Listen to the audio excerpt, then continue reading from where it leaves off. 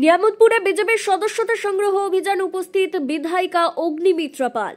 বিজেপির সদস্যতা সংগ্রহ অভিযান কর্মসূচি করা হলো আজ সকাল 11টায় পশ্চিম বর্ধমান জেলার আসানসোলের কুলটি বিধানসভার নিয়ামতপুর বাজার এলাকায়। এদিন এই কর্মসূচিতে উপস্থিত ছিলেন আসানসোলের দক্ষিণের বিজেপি বিধায়িকা অগ্নিমিত্রা পাল। এছাড়া উপস্থিত ছিলেন বিজেপি নেতৃত্ব ও কর্মী সমর্থকেরা। এদিন এই সদস্যতা সংগ্রহ অভিযানের কর্মসূচিতে বক্তব্য রাখতে গিয়ে রাজ্যের মুখ্যমন্ত্রীকে তীব্র আক্রমণ করেন। একই সাথে ফেরহাদ হাকিমের বক্তব্যেরও তীব্র নিন্দা ও আক্রমণ করা হয়।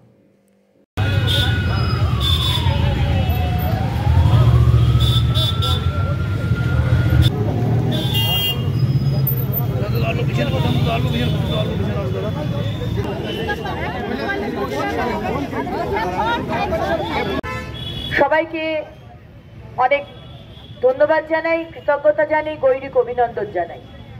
আপনারা জানেন ভারতবর্ষে ভারতীয় জনতা পার্টির সদস্যতা অভিযান চলছে এবং ভারতীয় জনতা পার্টির প্রথম সদস্য পদ নিয়েছেন আমাদের যশস্বী প্রধানমন্ত্রী নরেন্দ্র মোদীজি। পশ্চিমবঙ্গে সদস্যতা অভিযান শুরু হয়ে গেছে, যদিও বা একটু লেটে শুরু হয়েছে। আমাদের বোন অভয়া, তার মৃত্যুর জন্য আমরা রাস্তায় নেমে প্রতিবাদ করেছি, লড়াই করেছি, সে কারণে সদস্যতা অভিযান একটু দেরিতে শুরু হয়েছে। কিন্তু এখন সারা পশ্চিমবঙ্গে নতুন উদ্যমে আজকে এই অভিযান চলছে এবং আজকে আমার শীর্ষ নেতৃত্ব আমাকে আসানসোল জেলার আজকে ল্যান্ড জিহাদ যেটা আমরা বলছি, জমি নিয়ে নেওয়া হচ্ছে, হিন্দুদের কোণঠাসা করছেন, হ্যাঁ কোণঠাসা করছেন মুখ্যমন্ত্রী মমতা বন্দ্যোপাধ্যায়, আপনি করছেন মুখ্যমন্ত্রী। তাই জন্য আপনার বিধায়ক হুমায়ুন কবির যখন বলে যে মুর্শিদাবাদে আমরা 70%, হিন্দুরা 30%, বেশি কিছু করলে হিন্দুদের কচু কাটা করে ভাগীরথী নদীতে ভাসিয়ে দেব, আপনি কিচ্ছু বলেন না। যখন আপনার মন্ত্রী সিদ্দিকুল্লাহ চৌধুরী বলেন হাম দো হামারা চার, আপনি কিচ্ছু বলেন না। আপনার মন্ত্রী, আপনার মেয়র, যে মেয়রের চেয়ারে একদিন নেতাজি সুভাষচন্দ্র বোস বসেছিলেন, সেই চেয়ারে আজকে ফিরহাদ হাকিম একজন কনস্টিটিউশনাল পোস্ট থেকে উনি বলছেন আমরা মাইনরিটি, কিন্তু আমরা বেশি দিন নেই, আমরা মেজরিটি হয়ে যাব, আমরা সংখ্যালঘু, আমরা সংখ্যাগুরু হয়ে যাব, আর তখন আমরা বিচার চাইব না, আমরা বিচার দেব। তখনও আপনি কিছু বলেন না।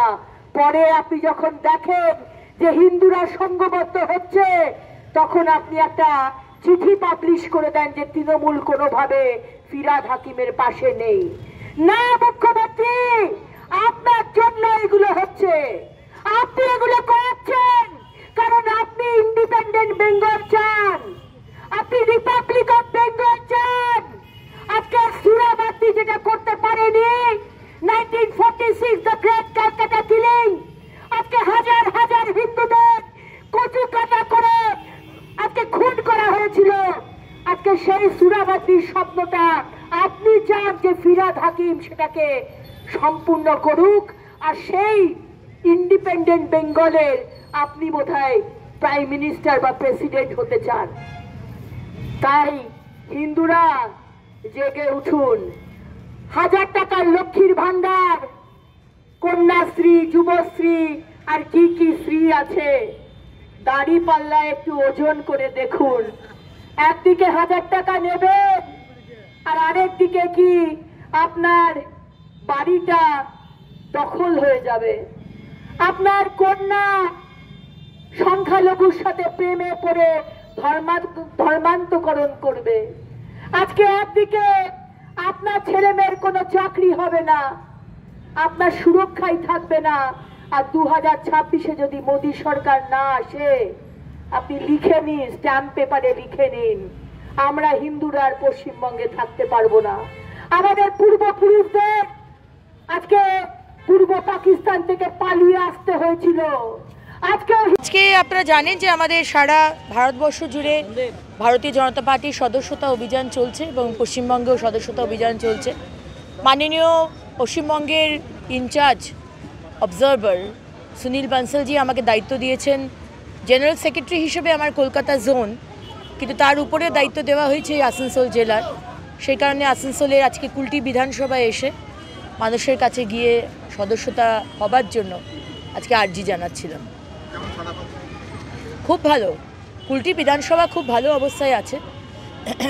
আজকে মানুষের মধ্যে যে ভয়, যেটা আমি জামুরিয়া, পাণ্ডবেশ্বর, বারাবণীতে দেখতে পেলাম, সন্ত্রাস, মেম্বার হতে ভয় পাচ্ছে, লোকের সামনে মেম্বার হতে ভয় পাচ্ছে, মনে প্রাণে বিজেপি আছে, বলছে বাড়িতে আসুন বা পরে করব, এখন একটু অসুবিধা আছে।